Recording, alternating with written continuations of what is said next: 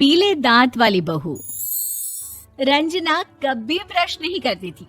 उसे कितनी बार उसके माँ बाप ने डांटा, लेकिन उसका कोई असर उस पर होता ही नहीं था, जिस कारण से उसके दांत पीले पीले हो जाते हैं।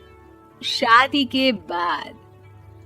अरे बहू, वैसे तो तुझ में कोई कमी नहीं है, पर तेरे दांत इतने पीले कैसे हैं बेटा?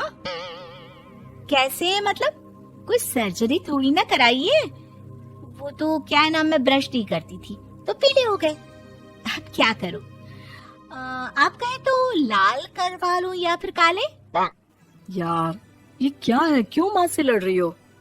लड़ रही हूँ? अरे मैं लड़ रही हूँ या ये बोल रही है कि दांत पीले हैं, पीले। अरे तपस्या थोड़ी ना की है इन्हें पीले करने के लिए। बकायदा ब्रश नहीं किया है 20 साल तक, तब जाकर। छी, कैसी बात कर रही हो? ये उस वक्त तो पीले नहीं थे जब हम लोग तुम्हें देखने आए थे।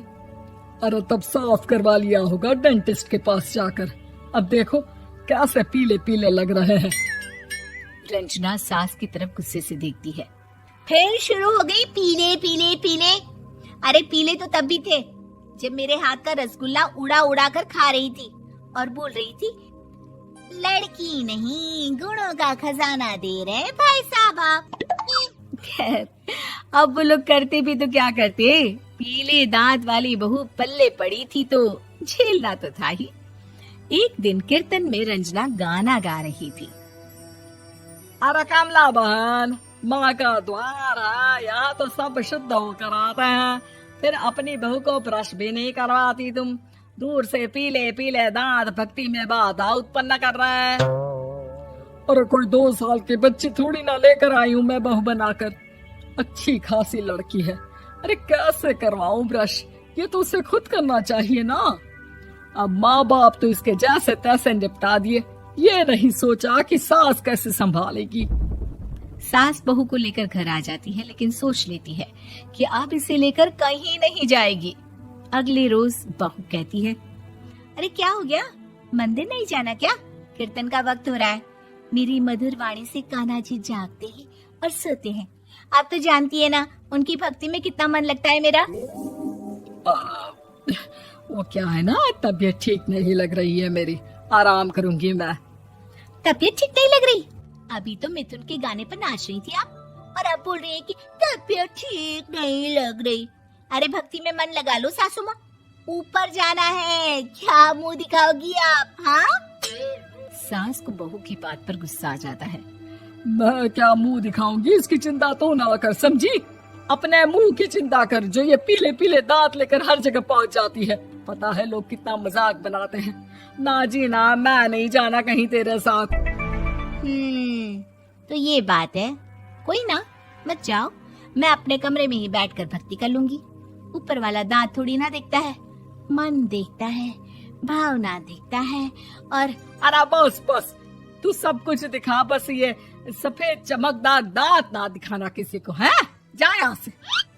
बहू को सास की बात का कोई फर्क नहीं पड़ता, वो तो जैसी थी वैसी ही रह जाती है। सुबह नहाकर किचन में खाना बनाना, फिर खाना खाना, कीर्तन भजन करना और सो जाना।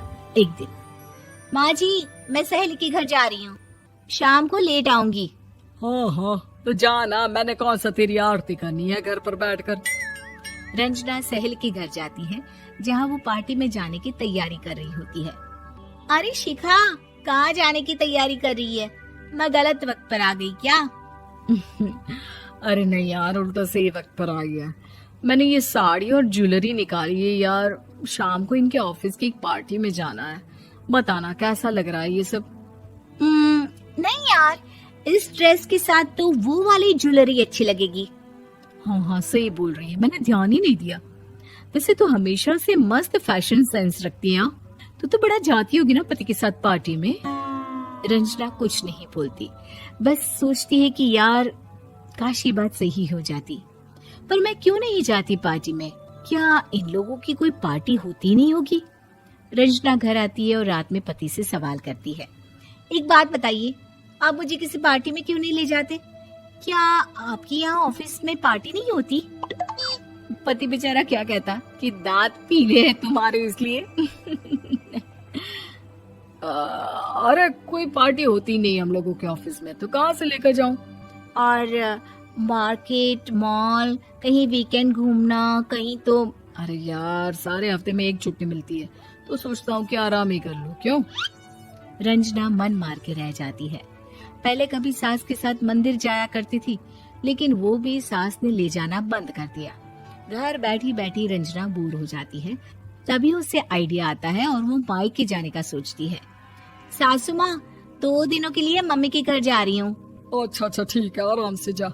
और हाँ, माँ से कुछ अच्छी आदत सीख कर आना कि कैसे शरीर के हर भाग की तरह दांतों की सफाई भी जरूरी होती है, समझी? शुरू हो गई ना आप। वो लोग आपकी तरह नहीं है कि छोटी छोटी बात का बतंगड़ बना दे। उन लोगों के लिए मैं मायने रखती हूँ, ना कि मेरे पीले पीले दांत। रंजना माँ को बिना बताए उन लोगों को सरप्राइज देती है, लेकिन जैसे ही वो दरवाजे पर पहुंचती है, अंदर देखती है कि घर वाले कहीं जा रहे होते हैं। अब माँ, काश रंजना दीदी के दांतों वाली प्रॉब्लम नहीं होती, तो वो भी हम लोगों के साथ चलती ना बुआ जी की बेटी की शादी में। हाँ बेटा, लेकिन अब उसे कौन समझाए कि उसको उसके पीले दांत नहीं दिखते, लेकिन उसके आसपास के लोगों को कितना एम्बैरेसिंग फील कराते हैं।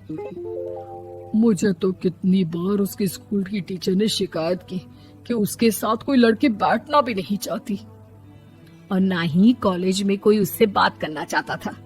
लेकिन पता नहीं क्यों उसे ये बात समझ में ही नहीं आती। कोई कमी नहीं है उस लड़की में, बस यही कि दांत पीले हैं। वो तो भला हो जीजा जी और उनकी माँ का, जो दीदी को जैसी है वैसे ही रखा हुआ है। रंजना को अपने घर वालों की बात सुनकर बहुत दुख होता है।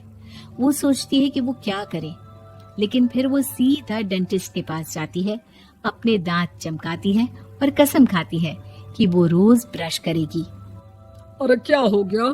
तुम तो 2 दिनों के लिए गई थी ना, पर कोई ना, अच्छा है, चलो आ गई तो। रंजना सास के सामने आकर खड़ी हो जाती है और पूरी स्माइल करती है, उसके चमकदार दांतों को दिखाती हुई।